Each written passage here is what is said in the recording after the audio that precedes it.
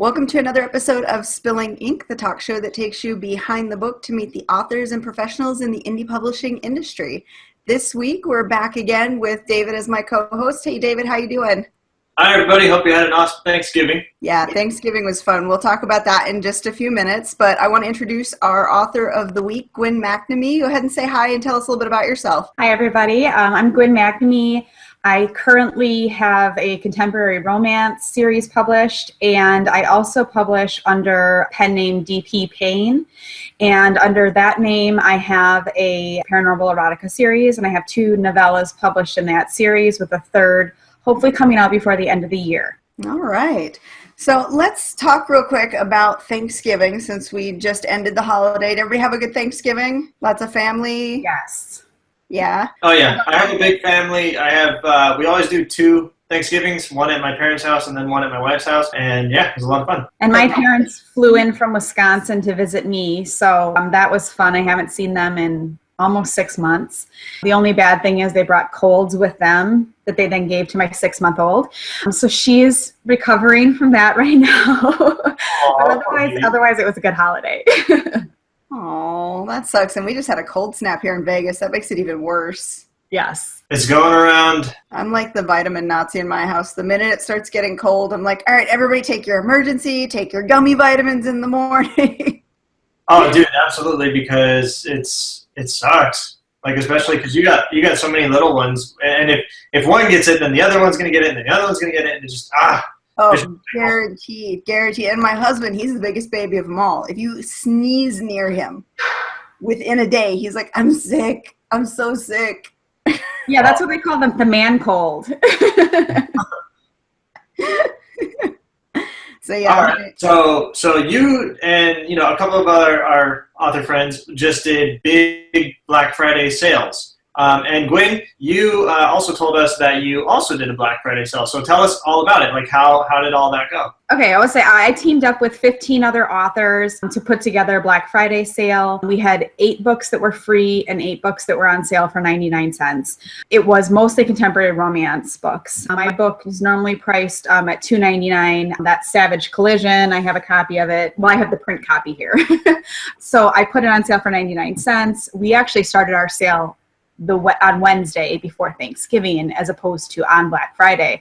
And I think that was a huge benefit to us because we all had really good sales on Wednesday, really, really good sales on Wednesday.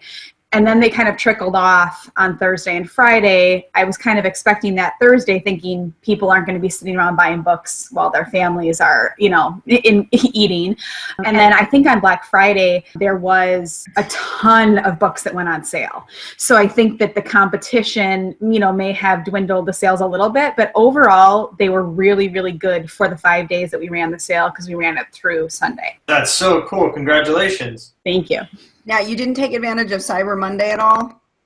We didn't, and the reason that we ended up not doing that was because some of the other authors had book clubs that were going to be starting, and their prices were going to change again. I don't remember what one of them said something about a change in a price, so I think that was the reason they didn't do that. Okay, see, and I kind of had a different approach to you. I've got some books that are until the end of the year, they're perma-free.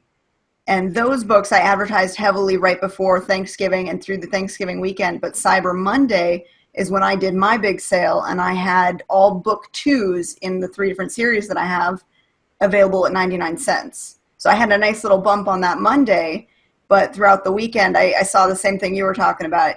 Wednesday, Thursday were okay. Friday wasn't as good as I had expected it to be. That's because so many people were selling so many things. And I don't know if you guys watch the Black Friday videos. Some of them are pretty brutal. They were wrestling over TVs and toasters and shit.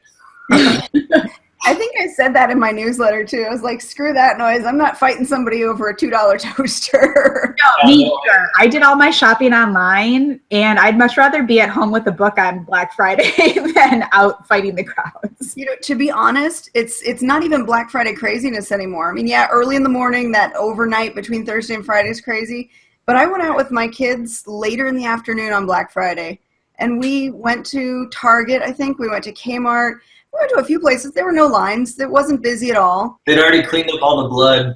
There was still a bunch of deals to be had, too. I mean, my daughter picked up all her Christmas shopping that day. Good. That's awesome. Yeah, it seems like a lot of people that I'm talking to are doing everything early this year. Typically, we don't get our Christmas tree until about, 17th, 18th. We already have it. A live Christmas tree? Live Christmas tree, yeah. It's not going to die? I sure hope not. I don't think it will. We always did. When I lived in Wisconsin, we always got a live tree the day after Thanksgiving every year, and it would live until at least the 1st of January. Now, see, our tradition, we've got the fake tree, but our tradition has always been the day after Thanksgiving, we put the tree up. So we've got the fake tree up already. We got all the lights under it. My family who sends presents early have already sent presents early, so there's even presents under the tree. It looks Christmassy in our living room now. That's so cool. I saw some pictures on Facebook, but seriously, you're like leaving presents under there already with your little ones? It's not smart. Really, it's not. No. No, I've met her kids. They're adorable, but I can see them getting into it. Yeah, they're smart. And the kitten's been up the tree quite a few times already. Little Bowser? Oh, yeah. Aw, so cute. Yeah, he's insane. And I thought, taking him for his big boy appointment would make him calm down. No. Crazier. So, Gwyn, on top of being a writer, you do many other things. Can you? I want to talk a little bit about that. So, what other services do you offer?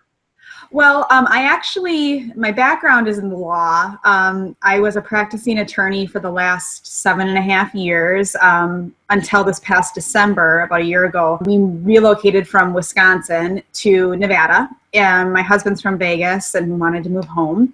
So I shut down my law practice in Wisconsin when we moved out here. In addition to the law, I've been editing for other indie authors for the last 5 to 10 years, kind of off and on as a side project.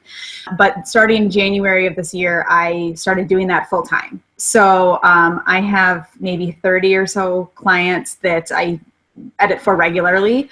And I do that on top of my writing, which is a little busy with my 6-month-old, but I managed to find time to get it all done. And I love working with indie authors. And I actually have quite a few that are hybrid authors who have some books published indie and some books that are published traditionally. And I actually work with quite a few authors who are looking to get traditionally published that know their books are not really in a position to be sending off to a publisher or querying yet. So they'll have me edit them before they even send it off for submissions. So I do kind of a mixed bag of all of that. Do you do more content editing or do you just do straight line editing? I do both. I do everything from developmental editing. I mean, I'll sit down with somebody and do a video chat or a telephone call or whatever they're comfortable with and hash out plots with them, talk about story arcs and character arcs and what their story sounds like it's missing. And I'll work, through them on that, all the way down to basic proofreading if that's what somebody needs. I'd say 70% of what I do is content and line editing, but I do kind of the other ends of the spectrum as well. That's pretty crazy, man. Yeah, you are a woman of many talents. And still finding time to write your own stories, too. Trying, yeah. That's really impressive, especially with a new baby. When my daughter was born, my wife and I, we were zombies for the first, I want to say, at least 6 or 7 months. So good for you, holding it together and continuing to work so much. It's tough, but I drink a lot of coffee. Yeah, there you go. You have to. Yeah, now, speaking of that, though, we've talked with other authors about like their routine and how they get the words in. How would you just generalize what your routine is to working, to editing, to taking care of the family? How do you do it all? Well, for the most part, I mean, my baby doesn't sleep through the night. So what I tend to do is, she goes down about 7, 8 o'clock at night, sometimes as late as 9, it just depends. And I usually try to get in 2 to 3 hours of work, either editing or writing, depending on what my schedule is, before I go to bed, usually around 10. She tends to wake up again around 10, 10, 11, wants a little midnight snack or something, and then she'll go back down, and sometimes she'll sleep for 5 or 6 hours. So I usually get in a decent amount of sleep there, and then she's usually up about 5 a.m. So about 5, I'm up, hanging out, having a cup of coffee with my husband, and then I usually get back to work while she plays for a little while, try to do a little bit of work while I'm checking on her, and I kind of end up breaking up my day based upon really cramming in as much work as possible when she's napping. So, an hour or two of really just hunkering down, getting off of Facebook, doing as much editing or as much writing as I can during the nap times. And then when she's awake, it's kind of splitting my time between playing with her and trying to get some editing done. And then once my husband's home, back to that 3 or 4 hours of work at night. So my days are a little bit different than most people's, probably just because I have the 6-month-old. But I'm kind of a firm believer in, even if you're only writing 500 words a day, you should do it. And that's why, I always do nano. I know a lot of people are like, oh, I don't need to do nano, or I don't really get why it's so interesting or why people do it.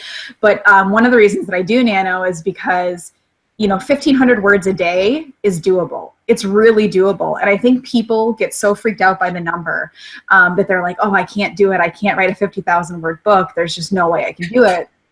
But when you break it down to 1,500 words a day and, 500 words an hour is fairly easy, at least for me. I mean, I usually do 2,000 an hour. So I got 50,000 words into my hopefully 100,000 word book.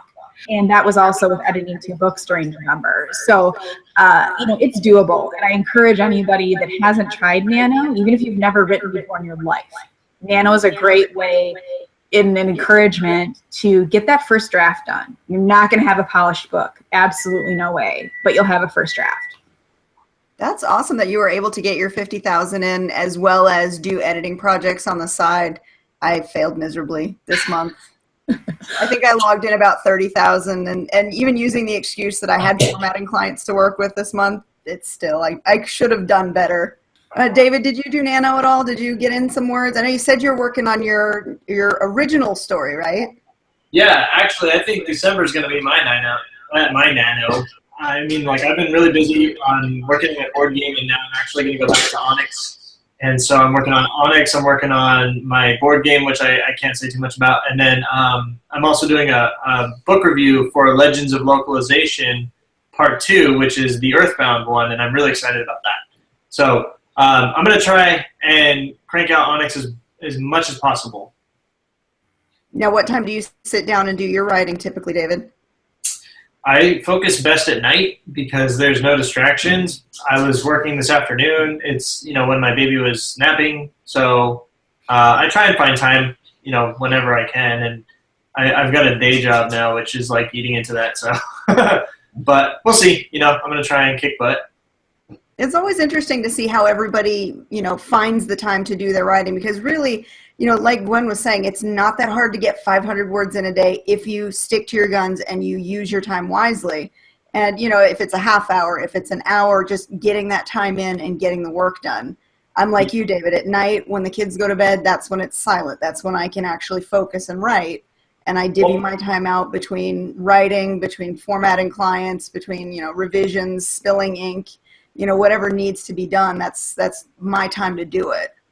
Well, I'm naturally a night owl anyway, but, part of it is also because I don't want to say distractions. I would say there's not as much interesting, there aren't as many interesting things going on at night. So you can focus better at that, because of that.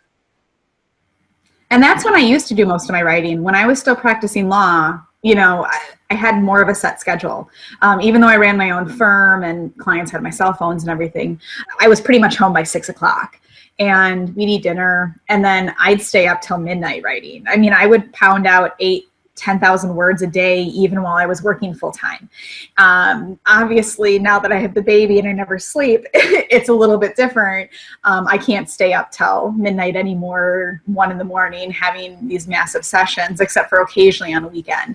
But I think that everybody can find a way to make it work for them, no matter what their schedule is. And like I said, 500 words a day even if you're handwriting it. I mean, I have friends that just carry around notebooks, and if they're sitting, in a doctor's office or they're sitting on a bus, handwrite, jot down, even just outline, even if you're not fully writing out everything, get your outline done, work on figuring out, character backgrounds. There's always something you can be doing when you have those little bit of free time. I agree, and it's such a wonderful outlook to have. I mean, honestly, for a long time, I had a lot of free time. And now that I don't have a lot of free time, I'm utilizing what time I do have to get the most of that. So it's pretty crazy, actually, how much more I'm getting done now that I'm limited, if that makes sense. It actually does. Just like what Gwen was saying about, having the baby and working around your baby's schedule, it's the same with a job. It's the same with, family obligations. If you've only got a little bit of time, you have to make the best of that time, and it kind of forces your hand. It makes you do what you have to do with that limited time, just get it done.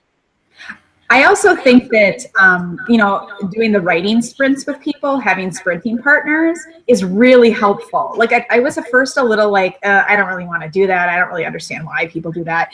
But then once I found kind of a core group of people that I did it with, I was like, I have such a competitive edge. I love competition and I want to win so bad that I will, when I'm sprinting, I really focus and I really get the words out because I want to win. I want to beat my friends. And that sounds awful, but it actually, if you're one of those people that has to win and loves competition, sprinting can be a really good motivation to get the words in.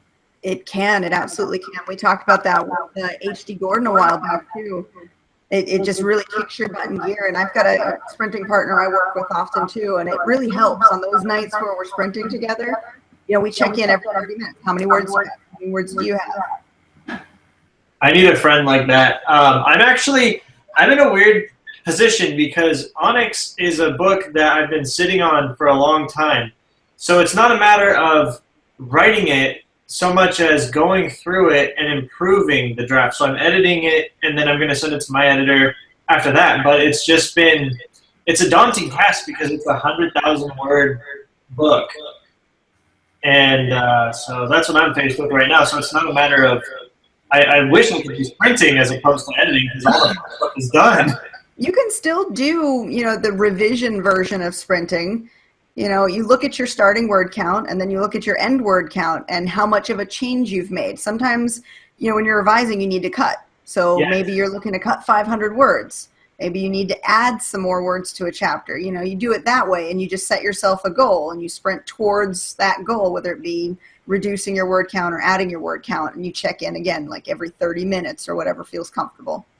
Okay, yeah, see, because I'm sort of at the tip of the iceberg here and I'm reworking the prologue and I'm trying to make it more active as opposed to passive language.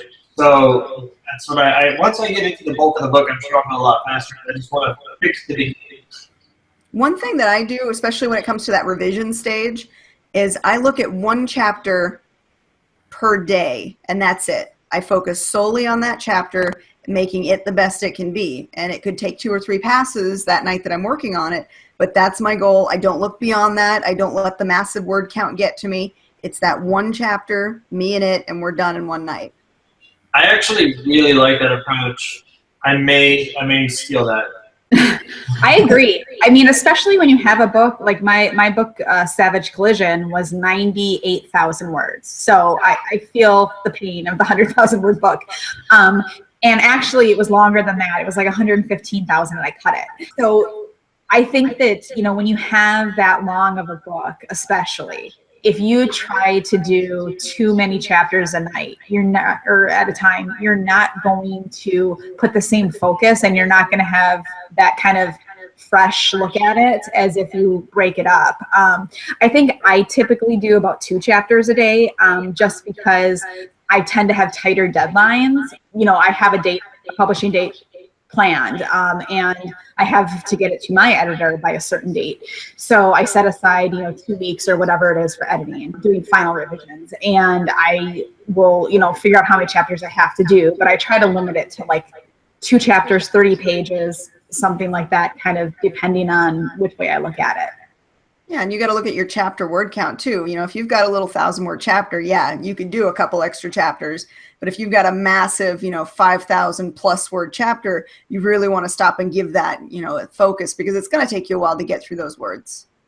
Wow, thank you guys. That's actually, like, between my wife and you two, I think it's incredibly motivating. So thank you. I really appreciate that. Just don't let yourself get overwhelmed. I mean, I think that's what actually stops a lot of people who go, oh, I want to be a writer, is they look at a book and they go, I could never write that many words. But when you really break it down and you say, okay, if you just sat down and wrote every day, if you wrote 500 words every day, it doesn't take that long to add up to a full novel. You just got to do it. Well, I'm also faced with this problem that this is the first book that I wrote, and then I set it aside to work on the Rainblade. So now I'm going back to it, and I've screwed myself because I've overthought so much about it. So I just got to do it. So you can do it. Just don't let it be daunting. One chapter at a time, work on it, make it perfect, move on. Have some readers look at it too. Let them give you perspective. Yeah, I'm gonna do that. I'm gonna stop being afraid of my book. We talked about it a lot of times before. Reach out to your fellow authors. I did this last night. I was working on a 3,000-word chapter. I don't like what I did with it. I'm on a deadline. I have 2 weeks to get this book to my editor. And I started reaching out to the authors that I know that write in that genre. And I said, look, here's the chapter. Can you please just help me figure out what I'm doing wrong here? And they do. They come back and they give you great feedback. I'm ready tonight to go back into that chapter and fix it. I did the same thing. Yeah. Yesterday or today, I can't even remember. My days all blend together sometimes. Where my book 2 of my Hawk family series, Savage Collision, is book 1. Book 2, Tortured Sky, is tentatively going to be released February 9th. And I've been contemplating whether to use a prologue or not. I tend to be anti-prologue. As an editor, I'm an anti-prologue because I think that there are ways to weave it into the story naturally, as opposed to having a prologue where you have something from the past. In general, that's not true for all books. Some books need a prologue. Some books, the prologue just works. But I'd say 75% of books that I read, I'd prefer if it wasn't done as a prologue. But I was contemplating putting a prologue in book 2 because I had an event that I was really struggling with writing it into the story and having it not feel like an information dump. And so I sent my first chapter to author Callie Quigg. She's another contemporary romance author who's a good friend of mine. And I asked her to read chapter 1. And I said, chapter 1 I think is really strong. I'm worried if I put in a prologue, I'm going to ruin my super strong first chapter because it's not going to have the punch that it has right now when it's a second chapter. She took one look at it. She emailed me back and she said, you have to leave this as your first, the first word they read in the book. You can't put in the prologue, figure out a way to weave it in. I know you can do it. And really, she was just enforcing what I already knew I needed to do. I just kind of needed, somebody to tell me that I was making the right choice. And I think building relationships with other authors who you trust. I mean, read their stuff, make sure you like their stuff, make sure you like the way they write, make sure you like, how they write their stories, and make sure you trust them to give you feedback. But once you find that group of people that you can trust to do that, it really helps you get over some of those hurdles and kind of make decisions like that. Had I not sent that to her, I may have ended up writing a prologue and it may have been boring, and then they wouldn't have gotten to chapter 1, which is really good. So I'm happy with the decision to just leave it as my first chapter, but I kind of needed the nudge to get there. Right, you sort of needed that approval just to double check. Exactly. Yeah, I'm sort of, I don't know, I just gotta stop being a wuss. I think that's one of the beautiful things about the indie community, though. Everybody is really friendly. Everybody is really helpful.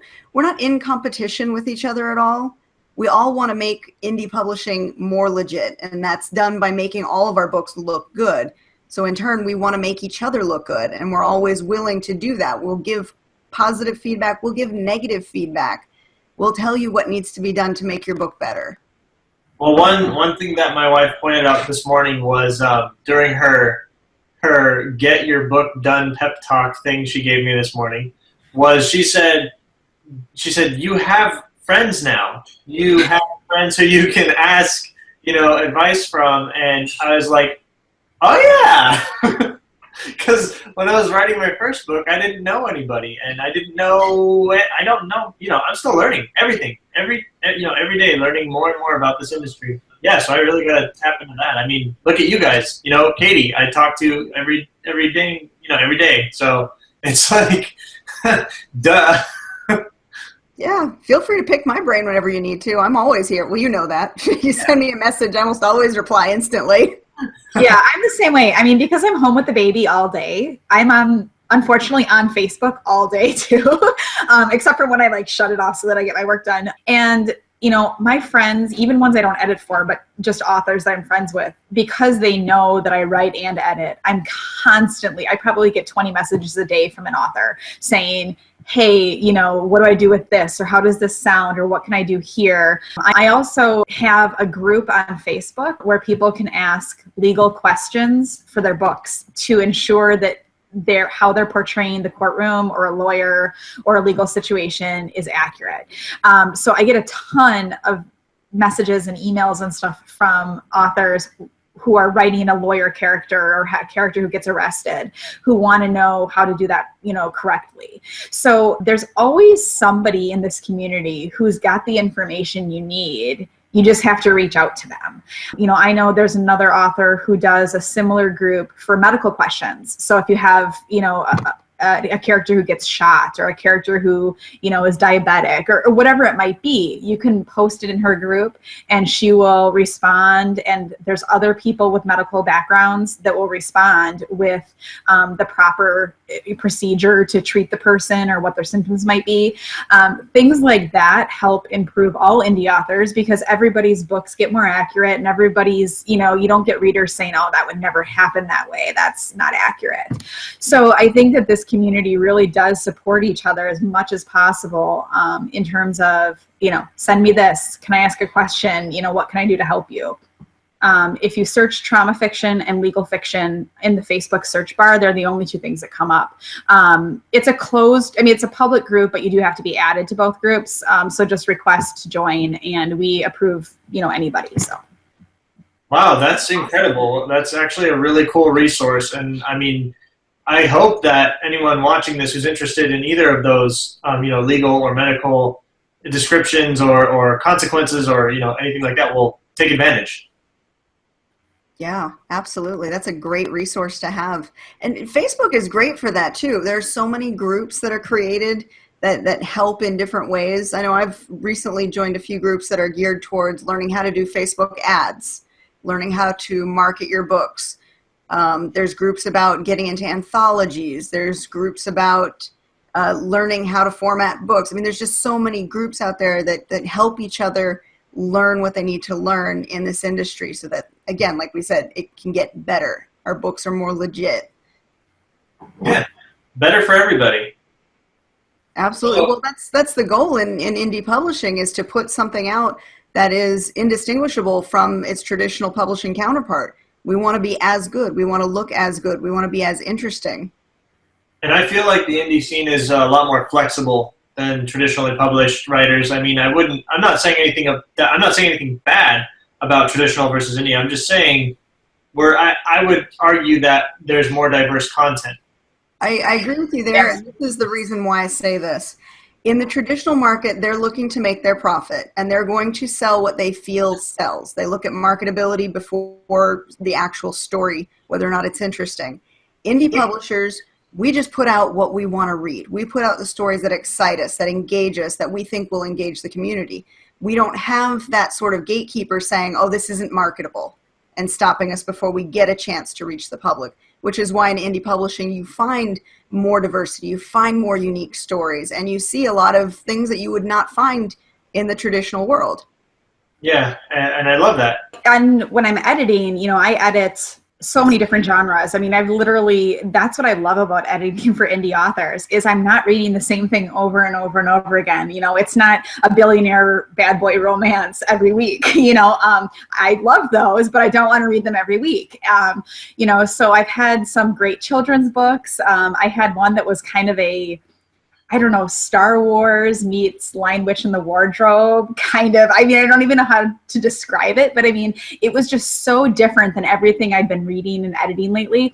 That's what's so great about the indie world. You know, you can get any genre of book that you want. You can find somebody independently publishing it who's got new, fresh ideas that maybe a traditional publisher is not going to take a chance on.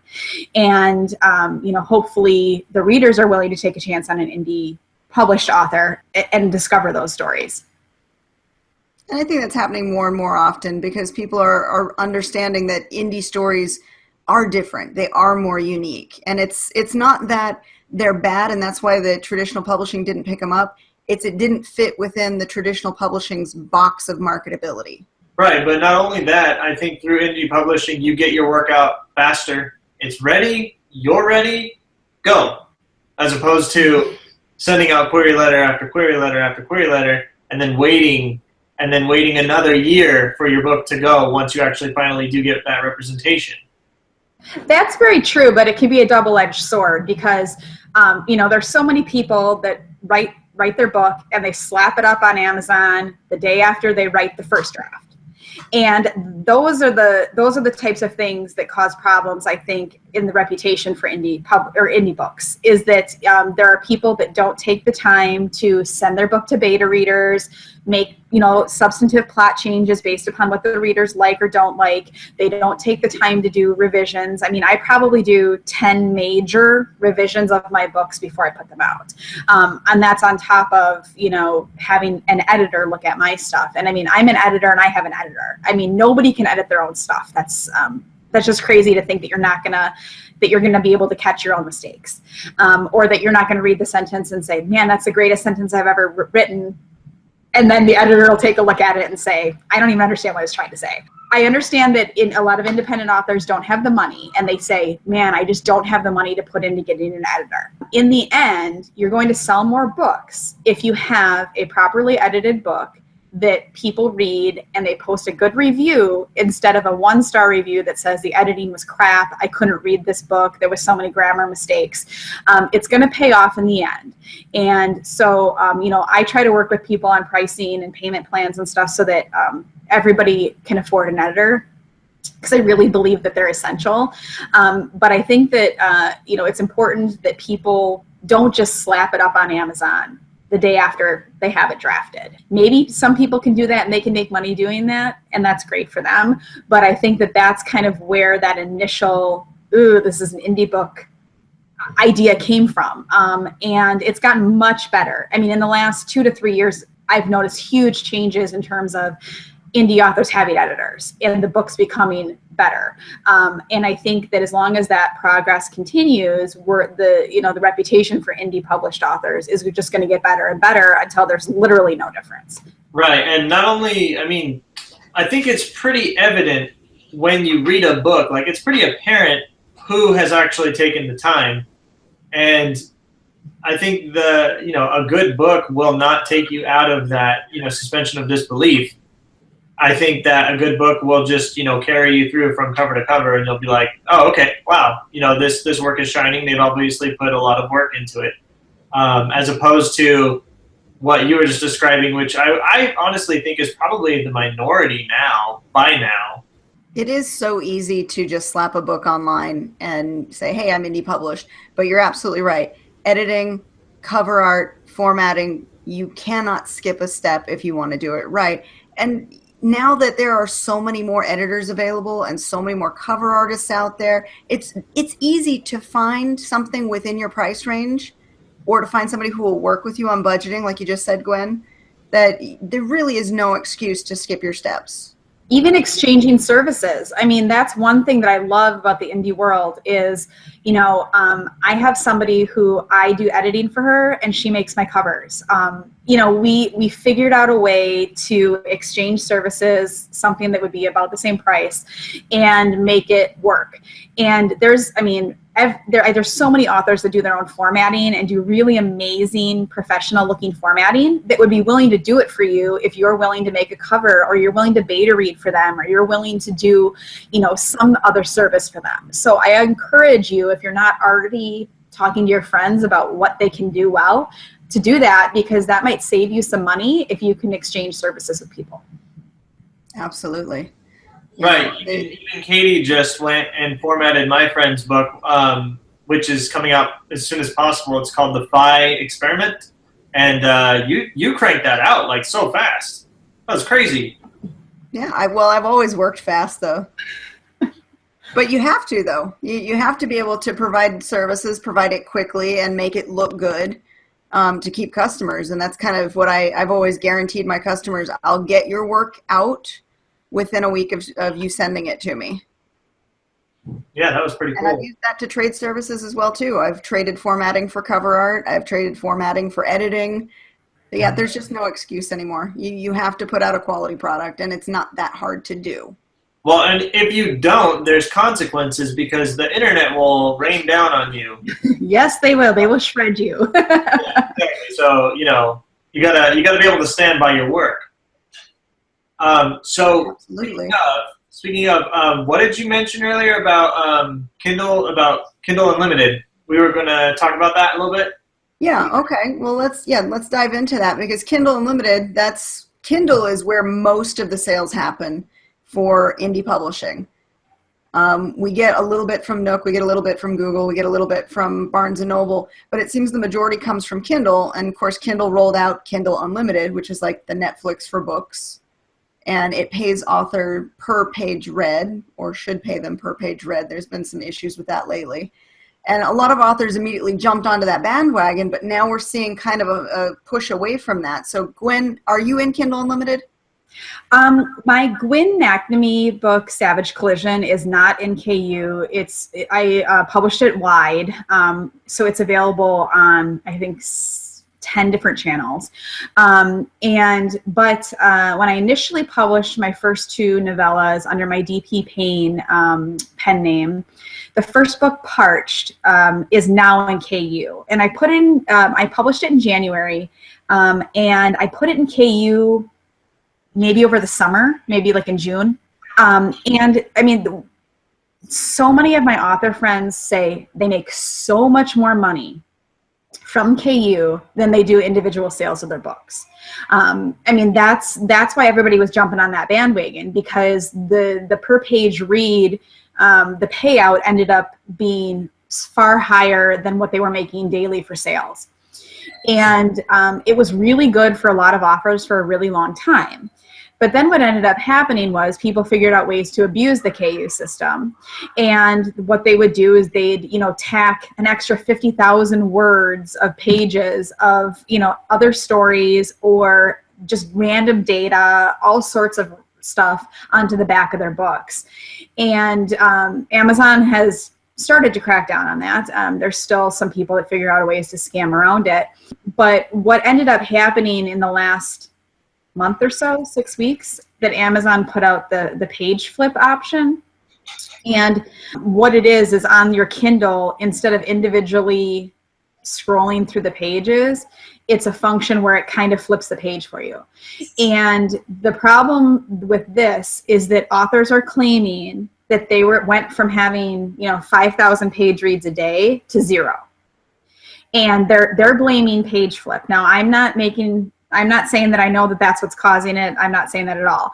But this is what other authors are saying. My numbers did go down for the one book that I had in KYOU once, right around the time that they initiated this. From my understanding, Amazon still claims that page flip has nothing to do with the drop in numbers. However, there is enough of a problem with it that the vast majority of authors that I know are going to be pulling their books from KYOU as soon as their term of contract is up, because you do have to sign a contract with KYOU, and you keep your book in there for a certain amount of time. So I will be pulling my book from KYOU on December 19th when my contract is up, at least until we get some sort of guarantee from Amazon that we are being paid and that those pages are counting. And I think that's all anybody wants, is just some sort of explanation for why that drop happened if it wasn't because of the page flip. I think that's very fair. I think that's a fair assessment of the situation. That's a good response. I've heard that echoed a lot in the indie community too, that they're just not trusting the Kindle Unlimited platform anymore because of this. And they want to participate because it was a great way to reach the wider audience. You know, it being like Netflix for books, they pay, the reader pays $10 a month or whatever the price is, and they can read as many books as they want during that month. One of your books being in there and you get paid for it doesn't cost the reader anything more, but you're still getting money from it. So it was a great system. It added to your visibility. It added to your ability to earn some more money from your books, aside from just sales. And with Amazon being the lion's share of the marketplace, it kind of was a no-brainer to stick with them. So but then the scamming happened, and then it screwed the system, and then they adjusted the system, and then more scamming happened, and so here we are today. Yeah. And now we are sort of being punished for it. You know, anyway, and it's really just a trust issue. If we could trust that Amazon was reporting correctly and paying us correctly, I think a lot more authors would be flocking back towards that Kindle Unlimited system. I agree. And I think, and you know, it's not to say that Amazon's doing anything intentionally, but I think that they're just struggling to keep up with the sheer number of people that are now self-publishing and the sheer number of people that are reading on Kindle. They're looking for better ways, you know, to improve their services. And, you know, they may have jumped the gun on, on a product that looked great, that maybe is not functioning the way they think it is. And they don't want to admit that because of legal liability, you know, who knows? But the hope is that it's going to get panned out and fixed very quickly, because I think there's a large number of authors that will jump right back into KYOU. I would have no problem putting my books into KYOU, like I said, if we had some sort of guarantee that we were getting paid the same way we were getting paid before. Oh yeah, I think I took mine out a couple months ago, and I would absolutely jump back in if they fix the system. I love the platform. I just don't like what's going on with it currently. Yeah, and that's basically what everyone in the indie community is echoing. It's a trust issue. Fix that and you'll get us back, basically. Now, as far as what do you do for going wide, for those out there who don't know, what platforms are you using to reach out to Nook, to Kobo, to iBooks? Instead of going directly with them, are you using like Draft to Digital or Smashwords? I do Draft to Digital. It's so user friendly. I mean, I'm not a computer techie person at all, and I'm surprised I got this video to work. But I could figure out Draft to Digital. You know, it's very easy. You upload the book in Word format. They do all the I mean, you need your book formatted properly in Word, but then once you upload it, you know, they convert it to EPUB, they convert it to everything for you. They upload it to Kobo, iBooks. You know, you can pick up to, I want to say 15 different channels. It may even be more than that to publish your book. And you can select your prices. It's basically very similar to Amazon in terms of how you upload a book. But then it transfers it to, you know, so many different channels for you. And then your payments all come through one payment source. They all kind of get directed that way. So it's just easier for me in terms of only having to upload it to one place. Now, that being said, I pulled one of my books off of Kobo through Draft to Digital, and then I uploaded it to Kobo directly. And the reason I did that is because Kobo runs promotions and has advertising available to authors, but only if you upload directly to them. So you have to do it through them. It can't be through another service. And they actually have a really good platform. I've had some friends that have had really good sales on Kobo strictly by using their sales platform.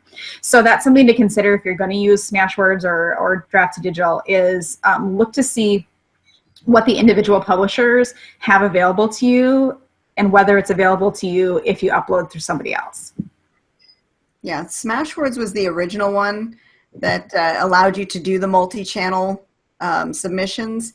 And if Smashwords had been easy to use, I think I would have stayed with it, because I'd been with them since the beginning. But their formatting guidelines constantly produced errors on the EPUBs, I think was the problem I ran into. Their system was very picky about everything from font sizes to image sizes. And though they allowed you to use coupons with them, I didn't ever see any sales through their channel directly, so it wasn't worth me having that coupon option for my readers. Draft to Digital, like you said, so much more user-friendly. It shares with the same channels, and it just makes life easier, so I use them. Now, David, have you attempted Draft to Digital or Smashwords or using Nook Direct or Kobo Direct? I was using Draft to Digital to convert it into a file just to give away review copies for a while. And then I actually just ended up doing it myself just in my PDF. All I did was just add my cover image, and then that was it. I haven't gone wide yet, but I definitely want to, and I think I'm going to go Draft to Digital when I do. Now, one other thing to consider, too, each of the different channels has a different pay schedule. So if you do Smashwords, they pay quarterly. Draft to Digital pays monthly, which was really another big draw for me. I like getting a monthly paycheck versus waiting for each quarter to be paid. Yeah. And I believe if you go directly, I think Kobo pays monthly. I believe Nook pays monthly. I don't know about iBooks Direct. So that's something to consider. And we are getting to the end of the show, but before we go, I want to know, do you guys have any upcoming sales, upcoming works? Like, what's coming next from you guys? Well, right now, as I've mentioned, the second book in my Hawk Family series is going to be tentatively releasing February 9th. That's the goal.